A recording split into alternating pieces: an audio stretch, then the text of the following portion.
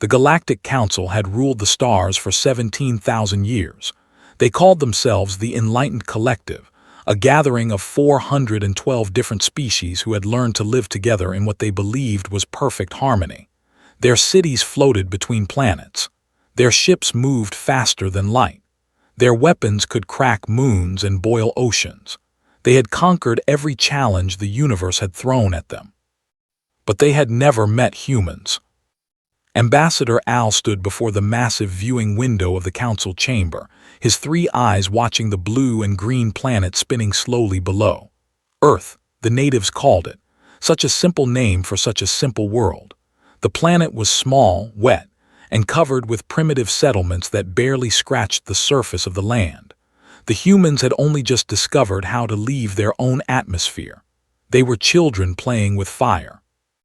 "We should offer them standard integration," said council member, her wings clicking with each word. "They are young. They will learn. In a few thousand years, they might become useful members of the collective." Al made a sound that might have been laughter. "Look at them," he said, pointing one of his 6 arms at the planet below. "They cannot even stop fighting each other. Their planet is divided into hundreds of tiny territories. They argue over resources they have not yet learned to share. They are barely above animals." The council chamber hummed with agreement. This was how it always went with new species. The collective would arrive, demonstrate their superior technology, and the primitive species would fall to their knees in worship. Then came integration, slow education, and eventually membership. It was a system that had worked for thousands of years. "Send the standard greeting," the High Chancellor ordered. "Inform them of our existence. Give them the choice between peaceful integration or enforcement." No one in that chamber expected the humans to choose anything but peace.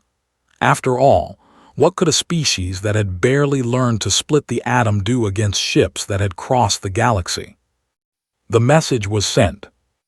Dr. Sarah was the first human to decode the alien transmission. She sat in her small office at the SETI Institute, her coffee growing cold beside her keyboard, as she read the message for the 15th time. Her hands were shaking. Her heart was pounding so hard she could hear it in her ears. "This is a joke," she whispered to herself. "This has to be a joke." But it was not a joke. The message was real. It came from coordinates beyond their solar system, and it was written in perfect mathematical language that any intelligent species could understand. The aliens had been watching Earth for decades. They knew about human languages, human culture, human history. They knew everything. The message was simple.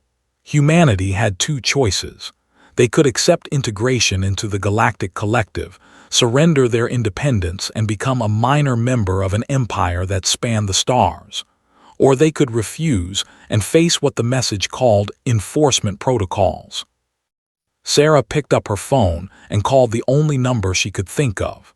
Within hours, she was on a military jet heading to Washington. Within days, the leaders of every nation on Earth had gathered in a secret underground facility to discuss what might be the most important decision in human history. The debates lasted weeks.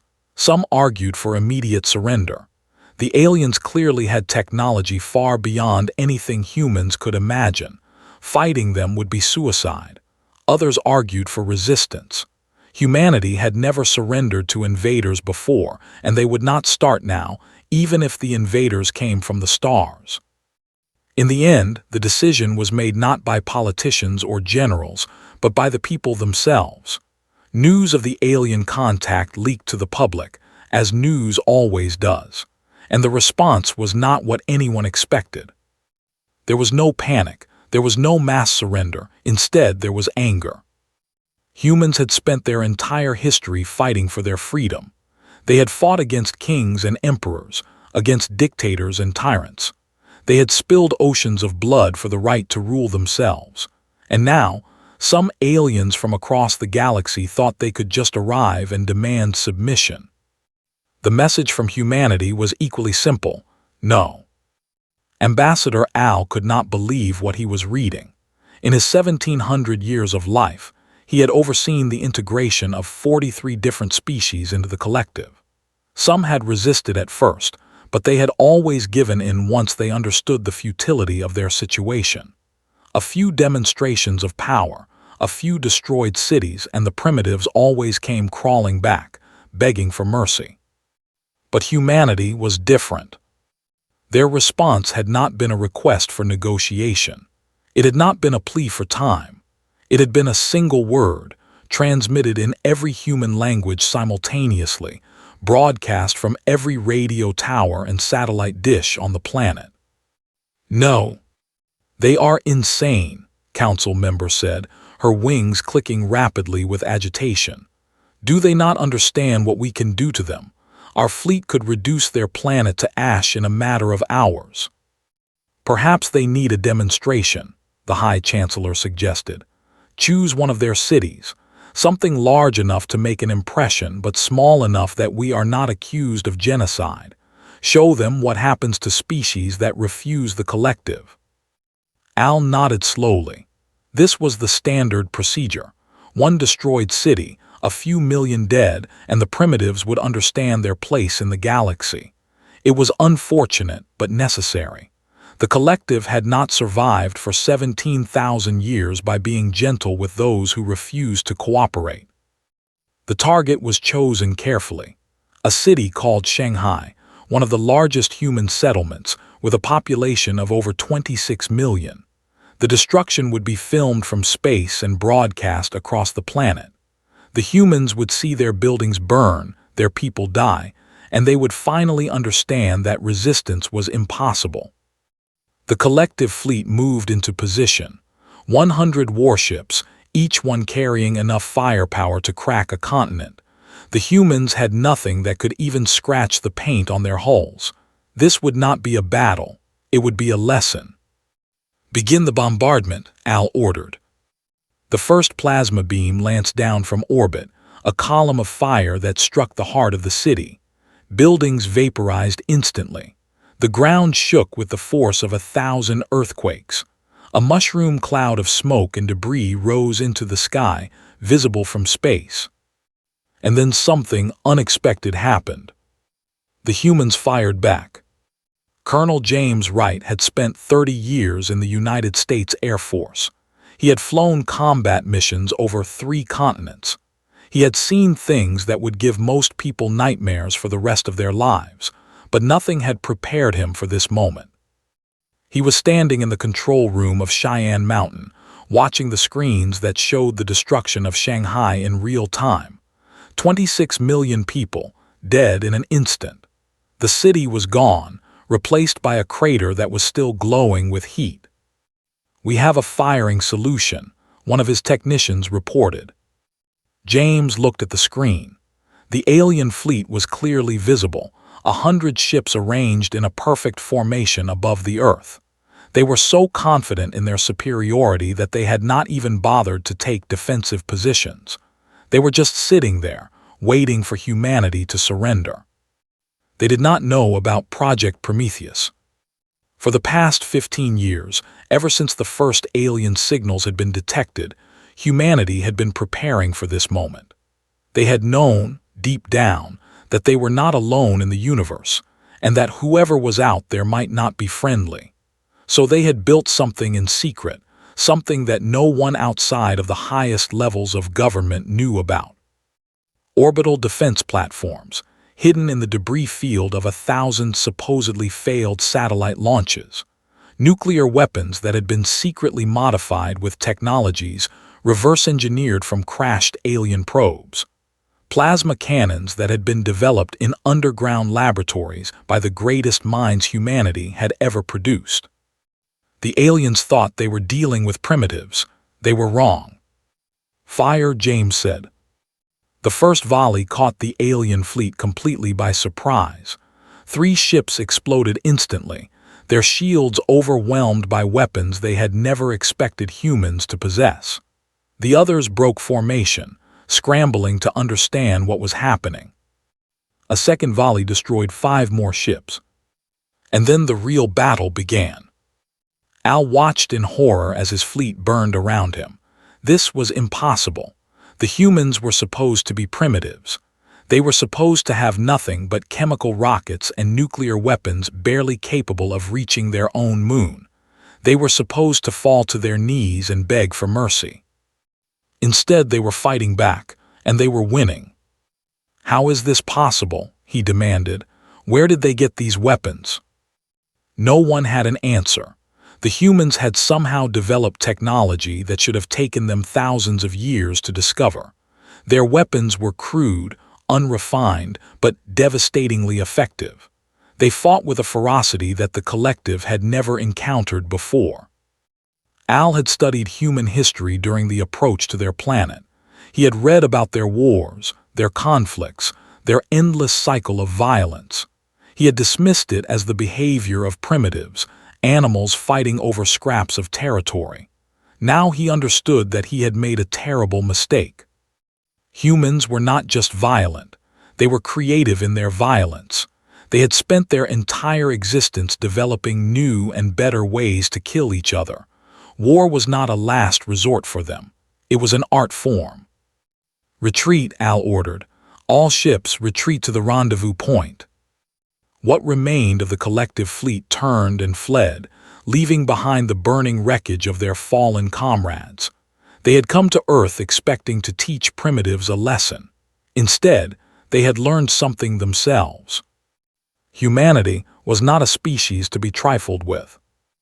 The news of the battle spread across Earth like wildfire. Shanghai was gone, 26 million people dead in an instant, but the alien fleet had been driven back. Humanity had fought against impossible odds and won. For the first time in history, the entire planet was united. Old enemies became allies overnight. Borders that had been fought over for centuries suddenly seemed meaningless. Resources that had been hoarded were freely shared. Every factory, every laboratory, every mind on the planet was devoted to a single purpose: survival. Dr. Sarah, who had first decoded the alien message, was now leading a team of scientists working to reverse engineer captured alien technology. Every piece of debris from the destroyed alien ships was recovered and analyzed. Every scrap of data from the battle was studied, and slowly, humanity began to understand their enemy. The Galactic Collective was not a benevolent organization. It was an empire held together by force and fear. Species that joined willingly were treated as second-class citizens, their resources exploited, their populations controlled. Species that refused were destroyed.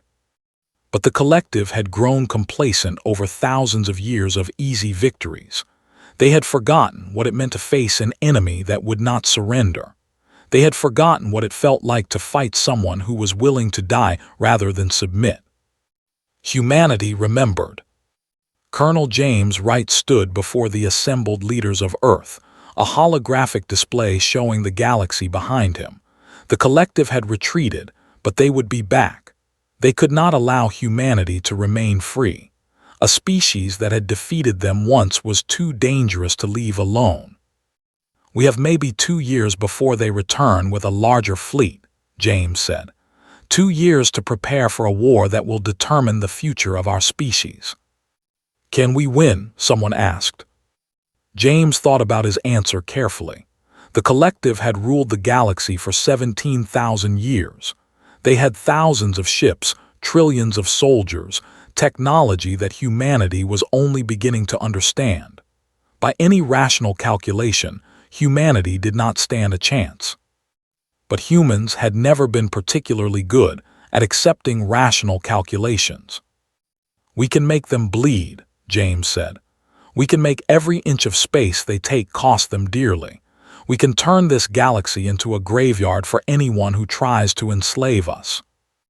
There was silence in the room. Everyone understood what he was saying. This would not be a war of quick victories and glorious triumphs. It would be a war of attrition, of sacrifice, of blood and fire and endless death. But there was no other choice. The collective had made their intentions clear: submit or die, and humanity had already given their answer. No. The sky above Shanghai still glowed with the fires of destruction. 26 million graves, unmarked and unremembered. But their deaths would not be meaningless. They would be the spark that lit a fire across the galaxy. The collective had wanted to teach humanity a lesson. They had succeeded. They just had not taught the lesson they intended. 2 years passed like a heartbeat. Every day humanity worked. They built shipyards in orbit around Earth, massive structures that assembled warships faster than anyone thought possible. They dug factories deep into the crust of the moon, churning out weapons and armor and ammunition around the clock. They trained soldiers by the millions, teaching them to fight in zero gravity, to survive in the vacuum of space, to kill aliens they had never seen. And they learned. Dr. Sarah had become the most important person in human history. Her team had cracked the secrets of alien technology, not just copying it, but improving it. Human engineers had a gift for taking something that worked and making it work better. The collective had spent thousands of years perfecting their designs. Humanity had spent 2 years tearing those designs apart and rebuilding them. The results were terrifying. The first human battleship, the UES Vengeance, was launched from the lunar shipyards on the anniversary of the Shanghai attack.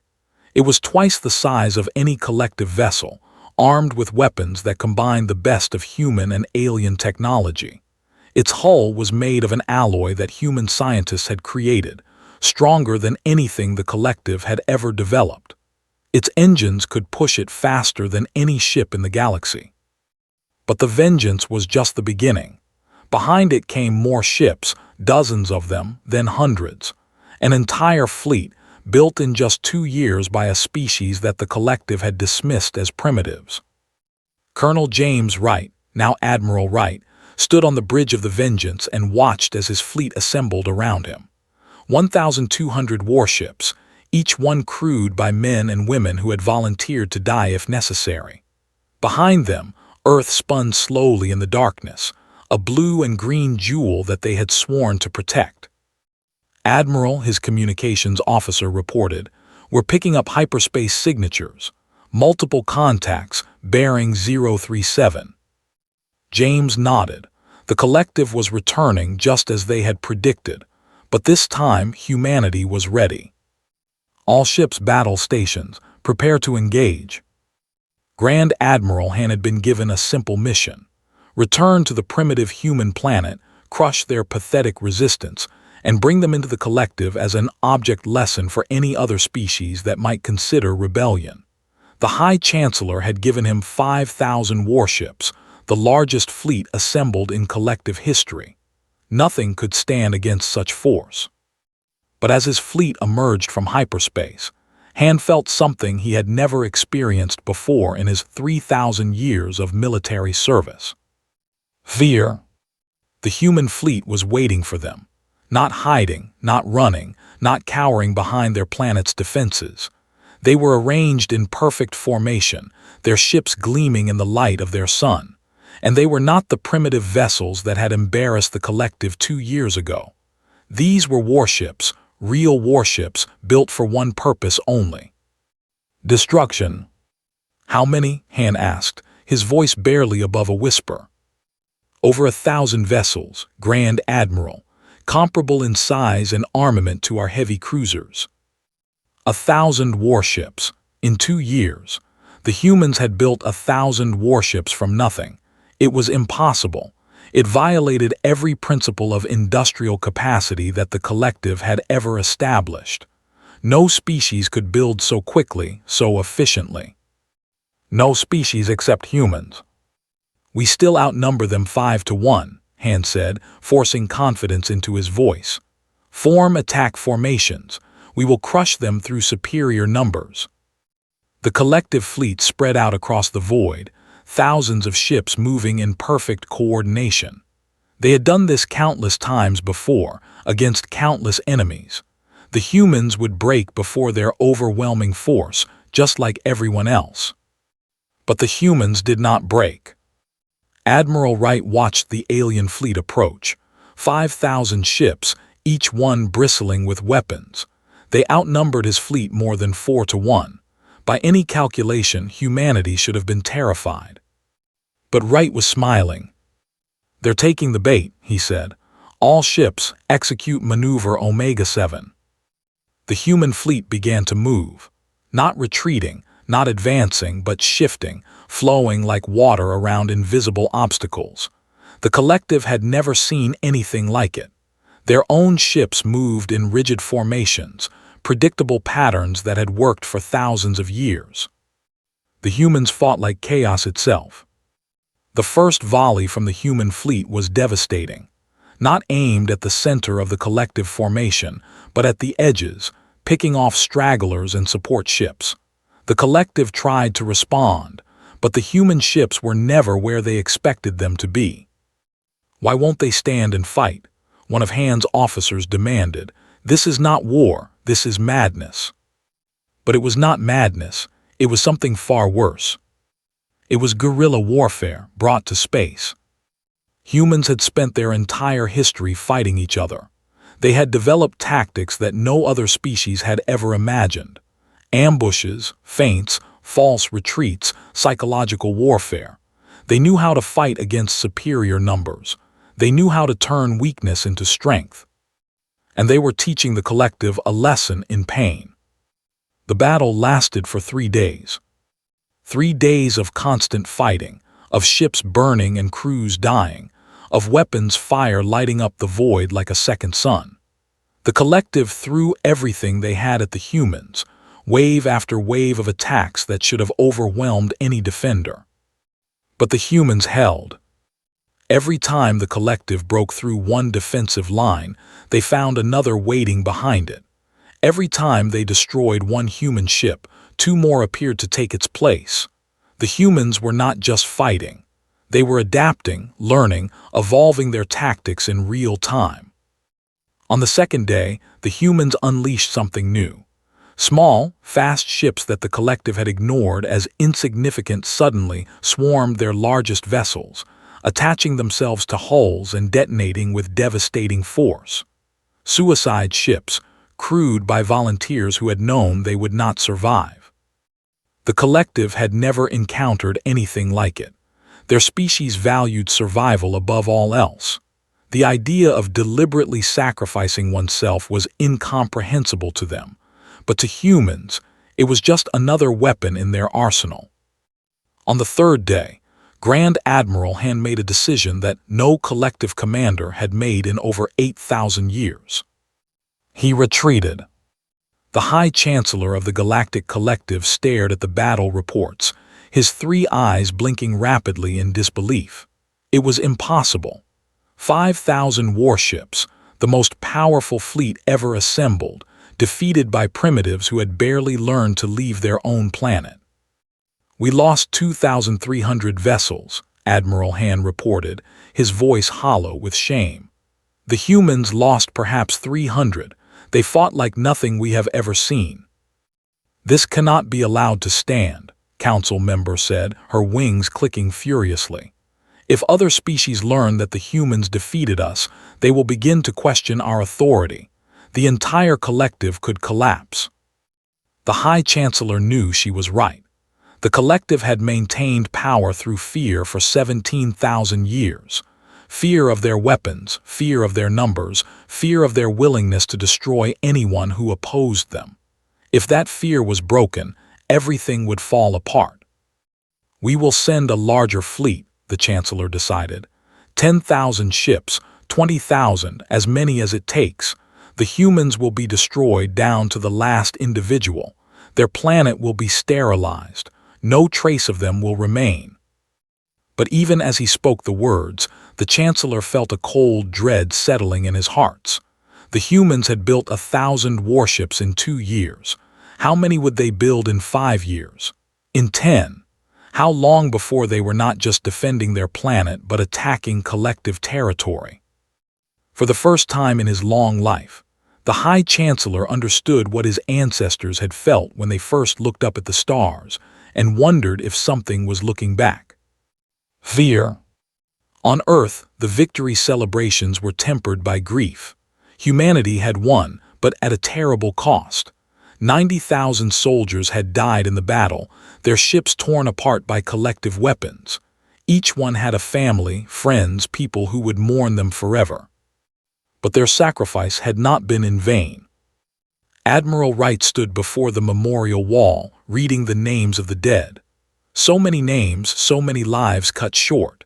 He had known many of them personally, had trained with them, had laughed and cried with them. Now they were gone, their bodies drifting in the void between Earth and Mars. "We won today," he said quietly, speaking to the names on the wall. "But this is just the beginning.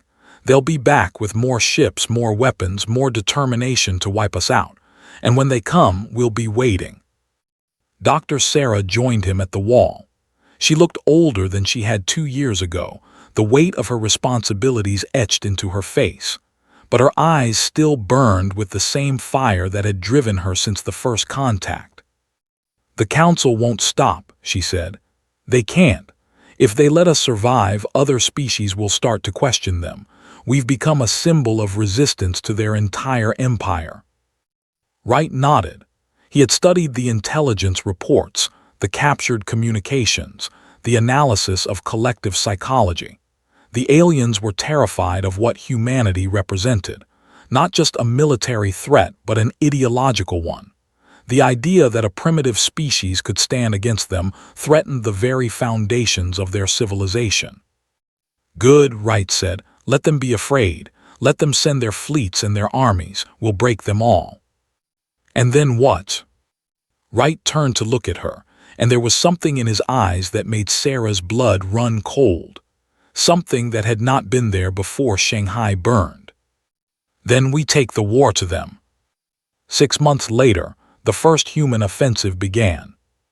It was a small operation, just 50 ships and 10,000 soldiers, targeting a collective supply depot on the edge of their territory. The depot was defended by 100 warships and was considered impregnable by collective standards. The humans captured it in 8 hours. The psychological impact was enormous. For the first time in 17,000 years, the collective was not the aggressor. They were the defenders, scrambling to protect their territory from an enemy that showed no mercy and no fear. More attacks followed. Human ships appeared from nowhere, struck hard, and vanished before the collective could respond. Military bases, supply lines, communication relays, anything that supported the collective war machine was a target. And with each attack, something unexpected began to happen. Other species started to notice. The Galactic Collective was not a beloved institution. It was a prison, a cage that held hundreds of species in bondage through fear and force. For thousands of years, those species had accepted their fate, believing that resistance was impossible. But humanity was proving them wrong.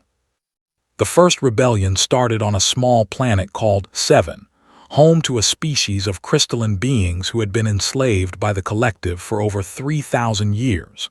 They had seen the news of the human victories, had heard the stories of ships that fought and won against impossible odds, and they had decided that they, too, deserved to be free.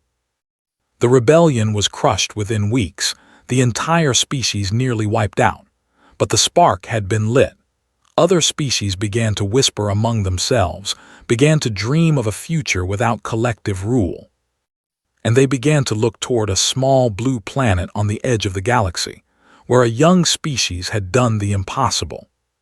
Humanity had not just survived the collective's attack. They had become a beacon of hope for the entire galaxy. Grand Admiral Han watched the holographic displays showing the latest human attacks. They were getting bolder, pushing deeper into collective territory with each raid. His losses were mounting, and he had no idea how to stop them. "We need to end this quickly," he said to his staff, "before the other species get any more ideas." "How?" one of his officers asked. "We sent 5,000 ships against them and they destroyed nearly half. How many do we need? 10,000, 20,000. We don't have the resources for an endless war." Han knew he was right. The collective was vast, but it was also stretched thin. Keeping 400 species in line required enormous military presence. If they pulled too many ships to fight the humans, rebellions would spring up everywhere. The humans had not just defeated them in battle. They had trapped them in an impossible situation. "There is another option," Han said slowly, "one that has never been attempted before." His officers looked at him with confusion. He pulled up a new display, showing a weapon that had been theoretical for thousands of years, never built because no one had ever needed it. Until now. "The Star Killer," Han said. "A weapon capable of destroying an entire solar system. We build it, we use it on the humans, and this war is over." "But the Council forbade such weapons centuries ago," an officer protested. "The treaties." "The treaties were written when we believed we would never face a true threat," Han interrupted. "The humans have changed everything. If we do not destroy them completely, utterly, with no possibility of survival, they will eventually destroy us." He looked around at his staff, seeing the fear in their eyes. They knew he was right. The humans were not like other species. They could not be conquered, could not be integrated, could not be reasoned with. They had to be eliminated. "I will present the proposal to the High Chancellor," Han said. "May the stars have mercy on us all." They would not. The intelligence report arrived on Admiral Wright's desk 3 months after the first human offensive. It had been obtained at tremendous cost, smuggled out of the collective capital by a spy who had given their life to deliver it. And it contained information that changed everything. The Star Killer. Wright read the technical specifications, his blood growing colder with each page.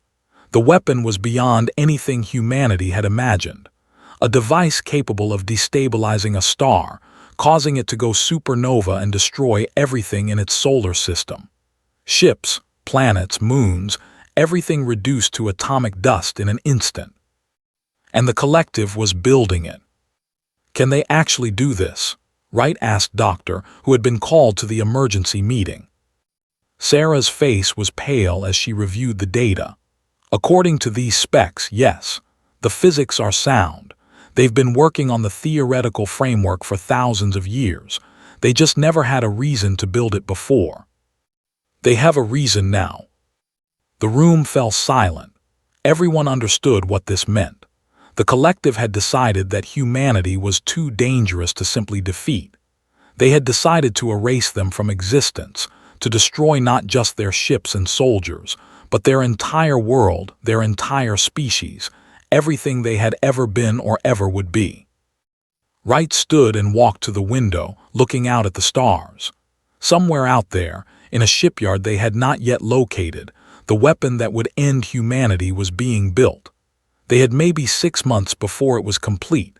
6 months to find it, destroy it, and somehow survive the largest military force the galaxy had ever seen. It was impossible. The odds were astronomical. Any rational species would have surrendered, begged for mercy, hoped that the collective would show compassion. But humans had never been particularly rational. "Call the Council of Nations," Wright ordered. "Tell them we need to prepare for Operation Prometheus." "Admiral," one of his officers said hesitantly, "Operation Prometheus is a last resort. It would require every resource we have. If it fails..." "If it fails, we die anyway," Wright interrupted. "The collective has made their intentions clear. This is no longer a war for territory or resources. This is a war for survival, and we will not go quietly into the night." He turned to face his officers, and there was fire in his eyes. "We're going to find that weapon. We're going to destroy it. And then we're going to burn a path through the collective so bright that every species in the galaxy will see it and know that freedom is possible." The search for the Star Killer took 4 months. 4 months of desperate raids, captured communications, interrogated prisoners. 4 months of human intelligence agents dying in the shadows of alien worlds, trading their lives for scraps of information. 4 months of sleepless nights and endless calculations, trying to narrow down the possible locations. Finally, they found it. The weapon was being constructed in the Nexus system, a heavily fortified region at the heart of collective territory. The system contained 7 planets, all of them converted into military installations. Over 15,000 warships protected the construction site, more than the collective had ever gathered in one place before. "It's a trap," General Cole said, studying the holographic display. "They want us to attack. They've gathered their entire fleet in one location because they know we have to come to them." "Does it matter?" Wright asked. "If we don't destroy that weapon, Earth dies, our families die, everything we've fought for dies. It doesn't matter if it's a trap. We have no choice." The human military had grown significantly over the past 2 years. 1,800 warships now made up the United Earth Fleet, plus thousands of smaller support vessels and fighter craft. It was the largest military force humanity had ever assembled. It was still not enough. Wright knew the numbers. Even if they used every ship they had, even if they fought with every ounce of skill and courage they possessed, the odds were against them. The collective fleet was too large, too well defended. They would be throwing themselves into a meat grinder. But he also knew something else, something the collective had never understood. Humans did not fight because they expected to win. They fought because they refused to lose. "Launch Operation Prometheus," Wright ordered. "All ships, all forces, everything we have." The United Earth Fleet emerged from hyperspace like a thunderbolt from the gods.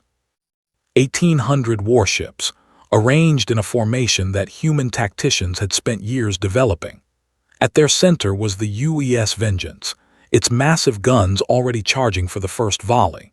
Around it swarmed thousands of smaller craft, fighters and bombers and suicide ships, each one crewed by volunteers who knew they might not survive the day.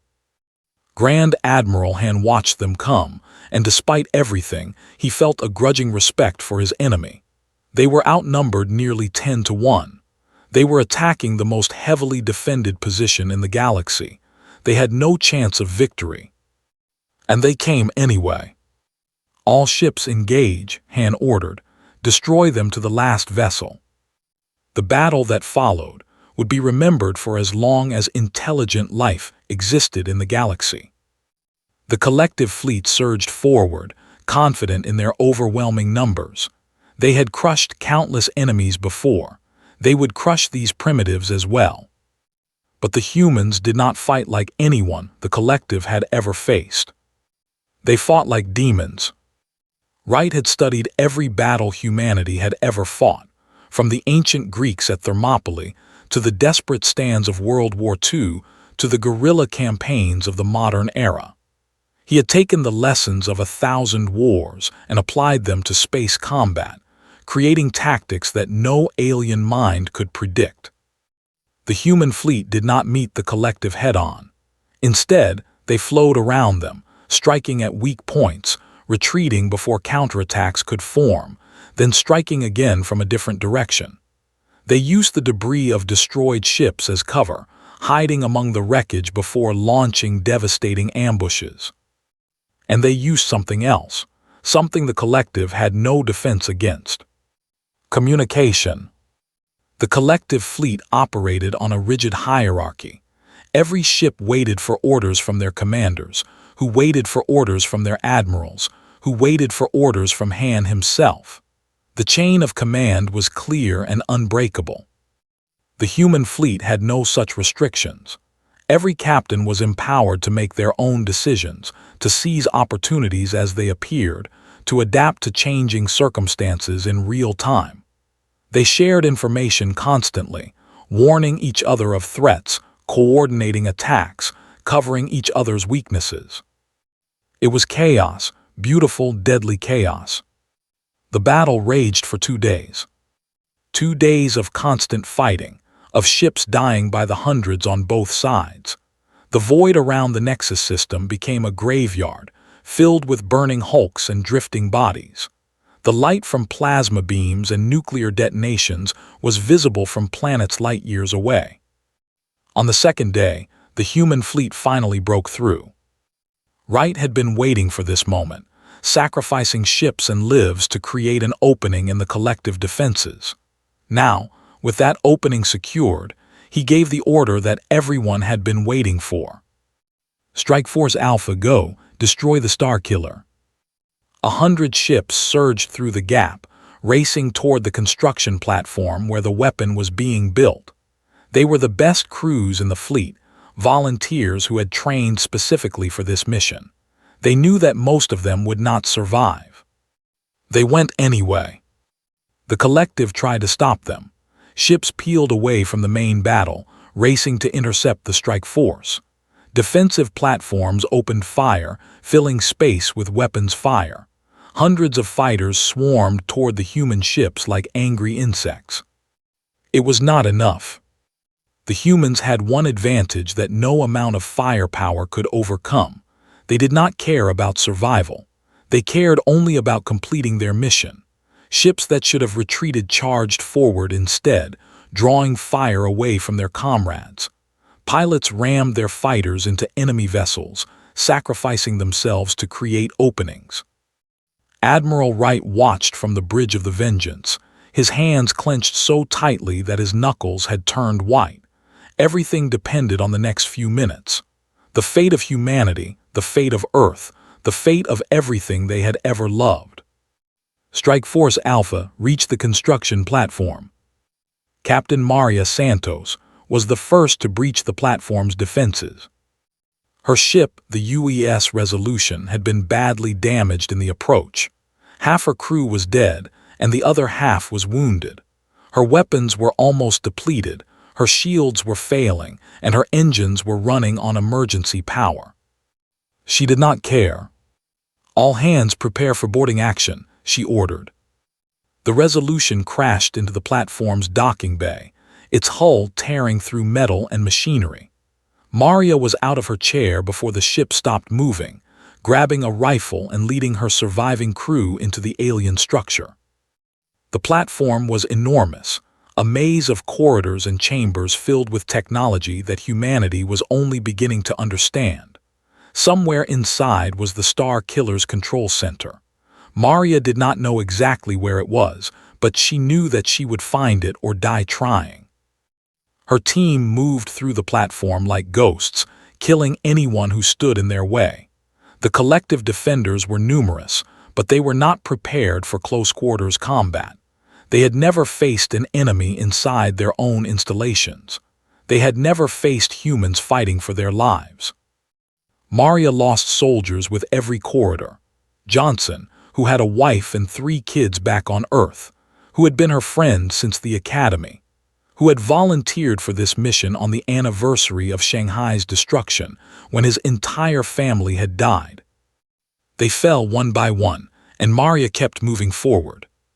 Finally, she found it. The control center was a vast chamber, dominated by a massive machine that pulsed with energy. The Star Killer's heart, the device that would trigger the destruction of Earth's sun. It was beautiful in a terrible way, a monument to the collective's willingness to destroy anything that threatened their power.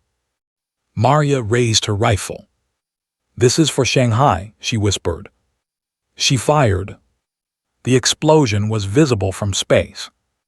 Admiral Wright watched as the construction platform tore itself apart, secondary explosions rippling through its structure.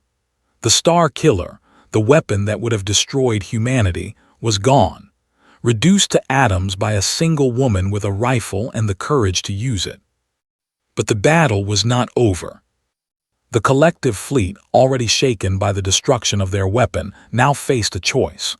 They could continue fighting, hopping to destroy the humans through sheer attrition, or they could retreat, regroup, and try again later. Grand Admiral Han chose retreat. "All ships fall back to the secondary rally point," he ordered. "We will return with a larger force." But as his fleet began to disengage, something unexpected happened. The humans did not let them go. Wright had been planning this moment for years. The collective always expected their enemies to be satisfied with survival. They would attack, be repelled, and then wait for the next assault. They had never faced an enemy who would pursue a retreating fleet, who would turn a defensive victory into an offensive campaign. "All ships pursuit formation," Wright ordered. "Do not let them escape." The human fleet surged forward, chasing the retreating collective vessels. Ships that had been damaged in the battle pushed their engines beyond safe limits, determined to catch their fleeing enemies. Fighters that had been held in reserve launched in waves, swarming over the slower collective ships. It was not a battle anymore. It was a hunt. The collective fleet, so confident just hours before, now fled in disarray. Their rigid command structure had broken down, individual ships making decisions without waiting for orders. Some surrendered, dropping their shields and transmitting pleas for mercy. Others tried to fight, only to be overwhelmed by human ships attacking from multiple directions. And word of the rout spread across the galaxy. On 1,000 different worlds, species that had been enslaved by the collective watched in amazement as the news arrived. The invincible fleet, the force that had kept them in bondage was running from primitives who had only discovered space travel a few generations ago. The rebellions began within days.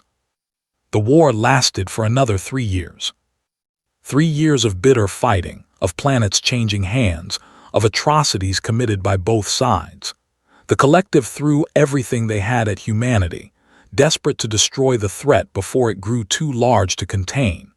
Humanity responded with a ferocity that shocked even themselves, turning every engagement into a bloody struggle for survival. But the momentum had shifted. More and more species joined the fight against the collective, inspired by humanity's example. Some were former slaves who had finally found the courage to resist. Others were independent powers who had been watching from the sidelines, waiting to see which side would win. As the victories mounted, more allies appeared. The Galactic Collective, which had ruled the stars for 17,000 years, was crumbling. The final battle took place above the collective capital world, a planet called that had been the seat of their power for longer than humanity had existed. 30,000 warships had gathered there, the last remnants of the collective fleet, determined to make a final stand. Admiral Wright led the assault personally, commanding a fleet of 25,000 ships from the Bridge of the Vengeance. Behind him were not just human vessels, but ships from dozens of different species, all fighting together against their common enemy. The battle lasted for 5 days. 5 days of constant combat, of ships burning and crews dying, of weapons fire so intense that it lit up the void like a second sun. The defenders fought with the desperation of those who have nothing left to lose. The attackers fought with the determination of those who refuse to accept defeat. On the 5th day, the collective surrendered. High Chancellor, the last leader of the Galactic Collective, stood before Admiral Wright in the ruins of his council chamber. The building was burning around them, the result of an orbital bombardment that had cracked the planet's crust. Outside, the sounds of fighting still echoed through the streets. "You have won," said, his voice empty of emotion. "What happens now? Will you execute us, enslave us, destroy our worlds as we once destroyed yours?" Wright looked at the broken alien before him. For 17,000 years, the collective had ruled through fear and force. They had destroyed countless species, enslaved billions of individuals, crushed every spark of resistance. They had burned Shanghai to ash, killed 26 million innocent people, tried to destroy humanity's sun. They deserved no mercy. But Wright remembered something that Doctor had told him years ago when they first began planning for this war. She had said that how they won was just as important as whether they won, that the future they built would be shaped by the choices they made in their moments of greatest power. "We're not you," Wright said finally. "We're not going to enslave your people or destroy your worlds. We're going to do something far worse." Looked up, confusion in his eyes. "We're going to free them." The galaxy that emerged from the ashes of the collective war was nothing like what had come before. The old empire was dissolved, its 400 member species given the choice to join a new federation or go their own way. Many chose independence, building their own civilizations after of servitude. Others joined together, forming alliances and partnerships that would have been impossible under collective rule. And at the center of it all was humanity. They had not set out to become the dominant force in the galaxy. They had simply wanted to survive, to protect their world and their people from those who would destroy them. But in doing so, they had changed everything. The Human Federation became the largest single power in known space, not through conquest, but through cooperation. Species that had fought against them in the war now sought to join them, attracted by the promise of freedom and self-determination. Former enemies became allies, former slaves became equals. Admiral Wright retired from the military after the war, settling on a small farm in what had once been the American Midwest. He spent his remaining years teaching young officers at the newly established Galactic Military Academy, passing on the lessons he had learned in the fires of the greatest conflict the galaxy had ever seen. Dr. Sarah became the first human ambassador to the Federation Council, representing her species in the halls of power that had once been reserved for their oppressors. She worked tirelessly to build bridges between species, to ensure that the mistakes of the past would not be repeated. And on Earth, in a park that had been built on the site of the old Shanghai Memorial, a new monument was erected. It was not a statue of a general or a politician, not a celebration of military victory or national pride. It was a simple wall, covered with names. 26 million names. The people who had died when the collective first attacked, whose deaths had sparked a war that changed the galaxy forever. They had not been soldiers or heroes. They had been ordinary people, living ordinary lives, cut short by an enemy that considered them nothing more than animals. But their deaths had not been in vain. Because of them, humanity had found the strength to fight back. Because of them, an empire of slaves had been transformed into a federation of free peoples. Because of them, the galaxy had learned that even the smallest species could stand against the greatest tyranny. The inscription at the base of the monument was simple. They expected us to kneel, we taught them to run. The Galactic Collective had ruled the stars for 17,000 years. They had conquered everything in their path, crushing any species that dared to resist. When they found humanity, they expected another easy victory, another primitive species that would fall to its knees and beg for mercy. They were wrong. Humanity did not beg for mercy. Humanity did not kneel. Humanity looked at the burning sky, at the ashes of their greatest city, at the graves of 26 million innocent people, and they made a choice. If the galaxy wanted to destroy them, humanity would make them earn every inch in blood and fire. They would fight until the last ship, the last soldier, the last breath in the last human lung. And if they were going to die, they would die on their feet, with weapons in their hands and defiance in their hearts. But they did not die. They won. And the galaxy would never be the same.